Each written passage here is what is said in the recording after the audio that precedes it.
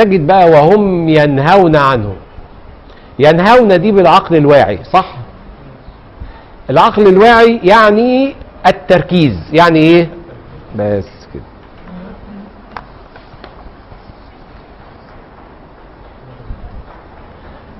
احنا المرة اللي فاتت قلنا العقل الواعي له كام في المية من اليوم؟ 7%. 7 ايه؟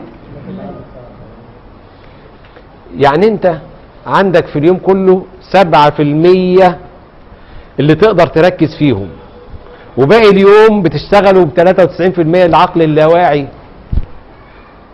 طيب التركيز ده اللي انت بتركزه في 3%، في 7% دول، له زمن، محكوم بزمن. لو انت استعملته في التفاهات يبقى هيحل محل العظائم. انت واخد بالك؟ خد القانون ده، خد عندك القانون ده. لديك قدر من التركيز. لديك ايه؟ لو شغلته بالتوافه فلا مكان للعظائم.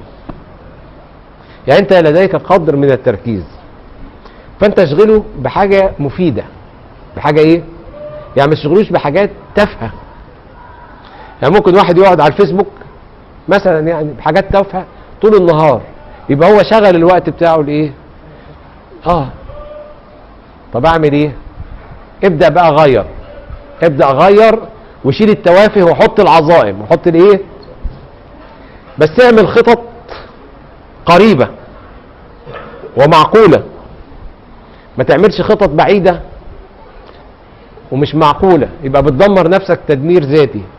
يعني ازاي؟ يعني واحد مثلا بيقبض 1000 جنيه يقول لك انا هحط خطة عشان الشهر الجاي اقبض 1,000,000 جنيه. ده بيدمر نفسه، ده تدمير ذاتي. هو مش هيحصل حاجة. انما لما يقول مثلا انا بقبض 1000 جنيه هحاول في خلال شهرين اخليهم 1300، يبقى دي خطة. بتخطط يعني ايه؟ بتخطط يعني انت ماشي ضد التيار. ما هي كل حاجة ضدك. يعني ده هتخطط. ده هتخطط.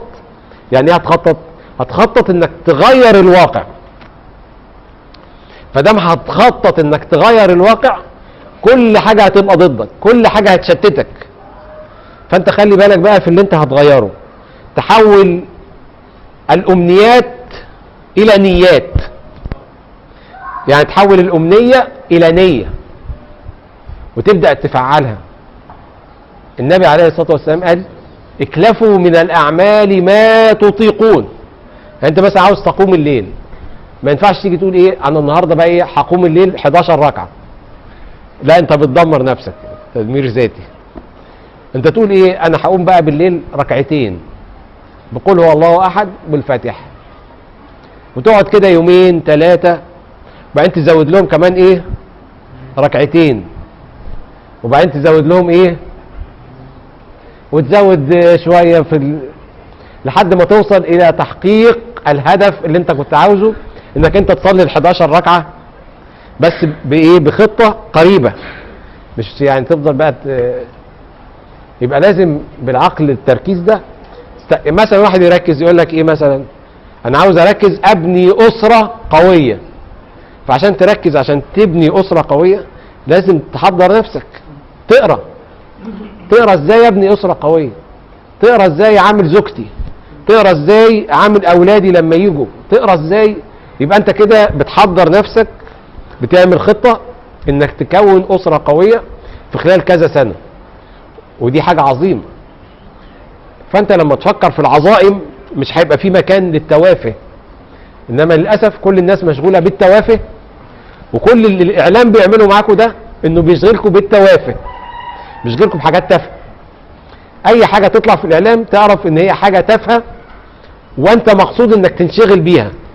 ما تفتكرش ان الاعلام مش مسيس. الاعلام مسيس، مفيش حاجه اسمها الاعلام مش مسيس. كل الاعلامات مسيسه هنا وفي امريكا وفي كل حته. هم بيطلعوا لك كل شويه حاجه كده عشان ايه؟ اشغل بحاجه كده، وهم بيعملوا حاجه تانية خالص. انت ما تعرفش ايه اللي في المطبخ السياسي، انت ما تعرفش ايه اللي في الكواليس، ما تعرفش حاجه عن اي حاجه في الحاجات ديت، وبيشغلوك بيها وهي مش اختصاصك خالص. فحاول ما تنشغلش باللي الاعلام والفيسبوك بيقولوا كل دي حاجات.